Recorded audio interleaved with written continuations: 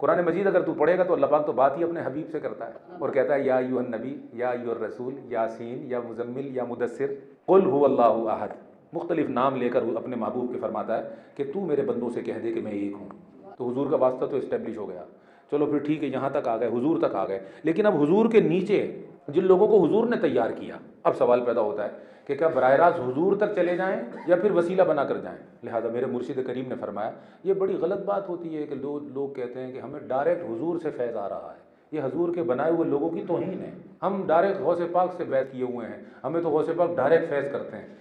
آپ نے فرمایا یہ توہین ہے ان کی۔ میں نے کہا حضور کیسے؟ فرمایا جو بندے غوث پاک تیار کر گئے تھے وہ ختم ہو گئے ہیں، مر گئے ہیں یا موجود ہیں؟ ان کا سلسلہ تو موجود ہے۔ تو فرمایا کہ پتہ شاخ پہ لگتا ہے یا جڑ میں؟ میں نے عرض کیا حضور شاخ پر آتا ہے۔ تو انہوں نے کہا آپ نے اقبال کا شعر نہیں پڑھا، پیوستہ رہ شجر سے امید بہار رکھ،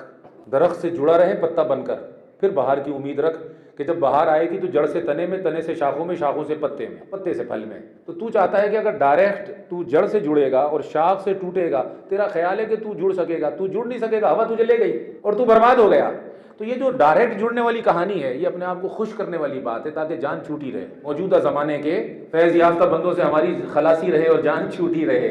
اگر موجود اور وجود کے فلسفے کو جانتے تو کبھی اس بات کا انکار نہ کرتے کہ اگر شیطان کی دجالیت دجل بن کر مختلف ذرائع اور وسیلوں سے پھیل رہی ہے اور آپریٹ دجال کر رہا ہے، اگرچہ ظاہر نہیں ہے لیکن موجود ہے اور اپنا کام کر رہا ہے، اسی کے مقابلے میں جو خیر کی پاور ہے اس کا مرکز مدینہ، اور سب سے پہلے جو ٹیم تیار ہوئی ہے وہ صحابہ کرام کی ہے، اور اس ٹیم کے اندر جو ریڑھ کی ہڈی ہے وہ اہل بیت اطہار کی ہے، اور اس ریڑھ کی ہڈی میں جو مرکزی نقطہ ہے وہ مولا علی کا ہے۔ اور جن لوگوں نے اس کو جانا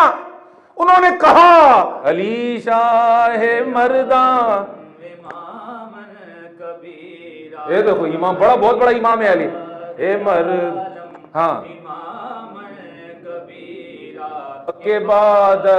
نبی شد بشیرن نذیرا، کے بعد نبی شد، نبی کے بعد ہو گیا، وجود آیا تھا نبی کا، نبی کے بعد نبی نے اس کو وجود بخشا اور فیض آیا علی کے اندر، اور علی ہو گیا بعد از نبی شد، ہو گیا بشیرن نذیرا۔ وہ بشیرن نذیرا تو حضور تھے، ارسلناک شاہدن و مبشرن و نذیرن و داعیا الی اللہ باذنہ و سراجا منیرا، یہ حضور کی نعت ہے، قرآن مجید میں بیان ہو رہی ہے۔ تو جو اوصاف حضور کے قرآن میں بیان ہو رہے ہیں، مولانا جامی کہہ رہے ہیں کہ حضور نے عطا کر دیا اپنے غلاموں کو، کسی میں کچھ رکھا، کسی میں کچھ رکھا، کسی میں کچھ رکھا، مگر جس علی کو کہا العلی انت منی وانا منک، انا وعلی من شجرۃ واحدہ،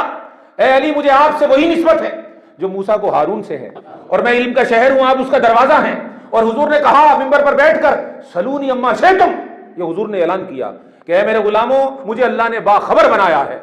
مجھے اللہ نے علم عطا کیا ہے، تو جو کچھ تم مجھ سے پوچھنا چاہتے ہو میں اللہ کا بندہ محمد اعلان کر رہا ہوں، جو سوال کرو گے میں جواب دوں گا۔ اور خدا کی قسم اس سنت پر عمل کیا، حضور کے بعد سب صحابہ کو سلام ہے،